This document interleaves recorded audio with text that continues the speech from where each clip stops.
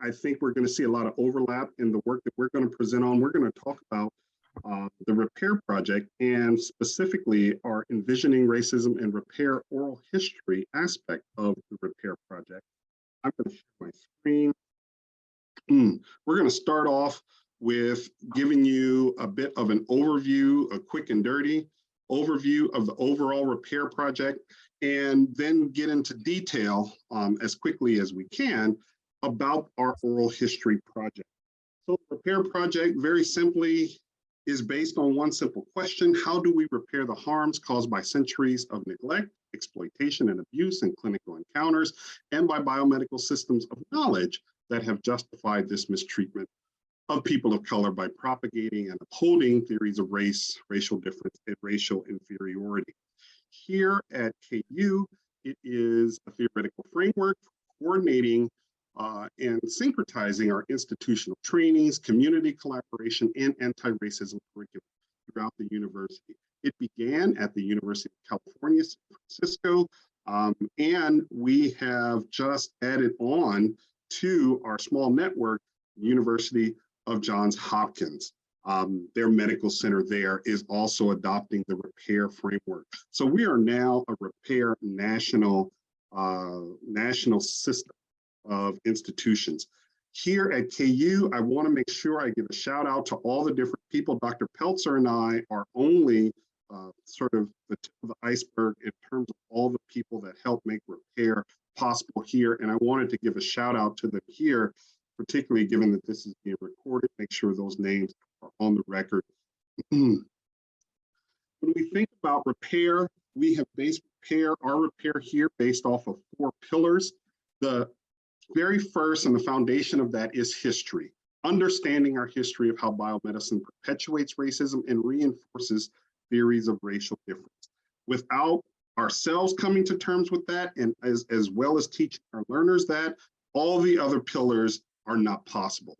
The second pillar is based on the model of decolonization. How do we decolonize the health sciences from bench to bedside? How do we look at, examine under a microscope all the different aspects of structural racism that are embedded within the biomedical sciences and excise those elements? The third pillar is action, developing strategies to address structural racism and other isms from the socio-ecological perspective. And the final pillar is accountability, envisioning how the field of biomedicine can repair these harms. We have mapped each of these pillars to our institutional initiatives around repair. So the first pillar, understanding our history, we have mapped that to our curriculum development efforts as are undergoing in the School of Medicine, School of Nursing, and in the School of Health Professions. When we talk about our second pillar, decolonizing the health sciences, this is also mapped to our efforts of faculty and staff training, right? That we realize, and our learners continue to tell us this, that some of our faculty and staff actually need some retraining along these lines too. So this includes helping our faculty and staff understand the history of scientific racism in medicine, structural competency, and implicit bias. The third, we map to clinical care, right? And we are doing that by developing health equity dashboards using the EMR, also measuring inequities by race, ethnicity, gender, and language, and then pairing those within each clinical department here to targeted educational interventions where we can try to make movements on those recognized inequities. And then finally is community accountability. And that's where our oral history photo voice project comes in, where we're asking our community members to identify the harms they suffered, those that people that have come before them have suffered, their ancestors have suffered, and also asking the community to identify how we should repair those harms. So I'm going to turn it over to my colleague, Dr. Peltzer, who's going to talk about our oral history project. Jill. Thank you, Dr. Glenn, and thank you for the opportunity to talk about Envisioning Racism and Repair, the Oral History Project. Next slide. So as Jason had said, the purpose of this project is to better understand the individual, family, and community harm that's been caused by racism, and then identify what we need to do to repair that harm. So when we talk about engaging the Kansas City community, we have been very intentional about engaging community as partners in this project. Next slide. So the methods for this project, we have first been conducting listening sessions in the community, which we'll talk a little bit more about. Following those listening sessions, we are starting to recruit about 30 individuals who have the most salient stories to share from the listening sessions to participate in one-on-one oral history interviews that will be done at the Black Archives of Mid-America. Following that oral history interview, we will ask the participants to take photos of the different harms that they have experienced, or what they believe represents harms they have experienced, and then what they believe represents how we can repair those harms. And all of this will be curated at the Black Archives of Mid-America. Next slide.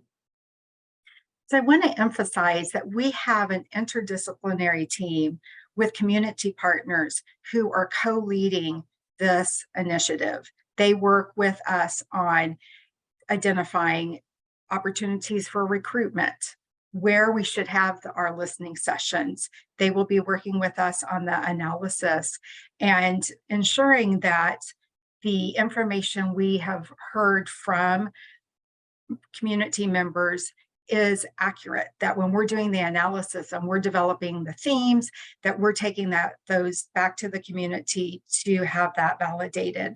Our community partners have been trained in IRB principles, and they lead our listening sessions. Jason, Danielle, and I, and Courtney Carr, who's also listed on here, are there to step in if we need for some additional probing, but our community partners are taking the lead. And we think that that is really important, that they're meeting with the community to ensure that this is community driven with the community, and not that we're coming in and taking information from the community and then bringing it back to KUMC. Next slide. So our target sample is about 150 Black Kansas City residents. We have intention to expand this project to include individuals that live in the Wichita area and the Salina area, so that we have representation across all of our campuses. And then we also, with future funding, want to expand to include individuals who identify as Native American, as Latino, as Asian American, but initially starting the project with individuals who identify as Black. We are seeking diversity in age, education, gender, socioeconomic status. We've primarily listened to, I would say, middle-aged women. So we are being very intentional about recruiting men, recruiting younger individuals. We have a planned session at Blackout in February, which is a nonprofit organization that provides healthcare to Black men who have sex with men. And again, our recruitment is guided by our community partners. So we've had 8 listening sessions to date. I should have updated the slide. We have had about 3 community members participate, up to a recent listening session where we had 20 community members participate. They've been held at community centers, churches, and other community spaces, and again are moderated by a trained community partner. Next slide. And then I think I've talked about this. We will identify 30 individuals with the most salient stories and do one-on-one oral history interviews. And what we plan to do with the data, we will analyze the data using thematic analysis for themes that cross all narratives. We will validate the results with the community. Then we plan to host community action labs to define what repair should look like and develop interventions to work towards repairing those harms. develop a report with recommendations for the KUMC institution that can also be shared with other healthcare institutions, curate the oral history project at the Black Archives of Mid-America, and finally host a truth and reconciliation style event where the community members present the findings to the mayor, city council, and university leadership. And again, I want to emphasize how critical our community partners are to this project. Jason and I are working on a sub-project where we are going to have one of our members do some focus groups with our community partners to ensure that they are, well, I shouldn't say ensure, we want to find out if they feel like those principles of community engagement where they are co-leading, co-creating, have shared power and shared decision making are present, or if they are not. So we want to learn from them things that we may do better, things that we have done well to really ensure that this is a true partnership. And I'm going to turn it back over to Dr. Glenn to share our preliminary findings. Yeah, so we wanted to talk about some of the overarching themes that have emerged already, just to give you a sense of the gravity of the stories that we are collecting. And the first and overarching one is really a sense from the community that when they go into a healthcare setting, that they are not being listened to. And this quote here really illustrates that principle. Many participants reported that when they go to the doctor, medical professionals assume that they are not intelligent enough to know what, if anything, is wrong with them. And consequently, they do not do a thorough history assessment or order all the necessary lab work to make an accurate diagnosis. And instead, assumptions are made based on racial profiling, assuming that the patient is suffering from diabetes, hypertension, a sexually transmitted infection, or is likely pregnant, or is drug seeking and not really suffering at all.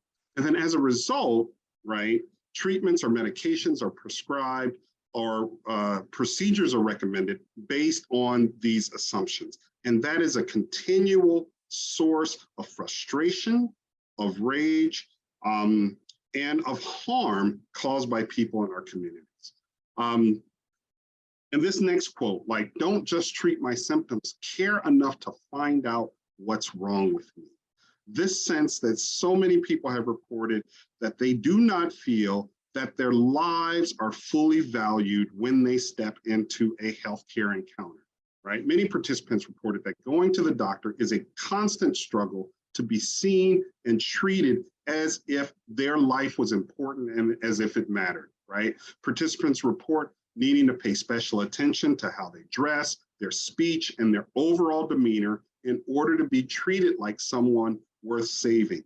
And that we've had some horrifying stories, right, about people who were just made to feel humiliated in a medical setting because they were perceived as being poor, as being uneducated, et cetera, right? And many participants are haunted by memories of loved ones who died too young because they feel like medical professionals did not treat them as if their life was worth saving. And finally, there's this pejorative saying about the history of the Mississippi appendectomy in our country, right? And this traces back to eugenic practices where Black women would be sterilized, particularly in the American South, but all over the US, sterilized at very high rates over the idea that we want to curb their numbers in society. And we are finding that Black women today are still being recommended for hysterectomies far beyond what the indications are in terms of what may be medically wrong with them, right? Women have reported that healthcare providers are overly eager to give them hysterectomies, even for benign conditions where one is not warranted. And one participant, horrifyingly, was subjected to a hysterectomy while she was pregnant. And her healthcare provider did not bother to give her a pregnancy test before the procedure, and then was told offhand by a nurse afterwards, by the way, it turns out you were pregnant when we took your uterus out. that should horrify you and haunt you, that those types of things are going on to this day with people seeking healthcare. And that's sort of a really just, some of the things that have emerged over and over again, but it's really just the tip of the iceberg of the type of information that we are collecting. And we feel it's imperative, our job, right, is to make sure that the organizations we work for, as people working in the field of biomedicine and academic medicine, that we make sure those organizations take these stories seriously and implement interventions that can help make sure that they no longer take place. So we thank you all very much. If there's anyone here interested in signing up for a session or knows of someone who may be interested, you can take a photograph of that QR code down there at the bottom and get to our registration page on REDCap. But you can also just remember, go visit us on the web at www.kumc.edu/repair project, and it'll take you right to the registration as well. So thank you so much for allowing us the opportunity to present. We are excited to be in conversation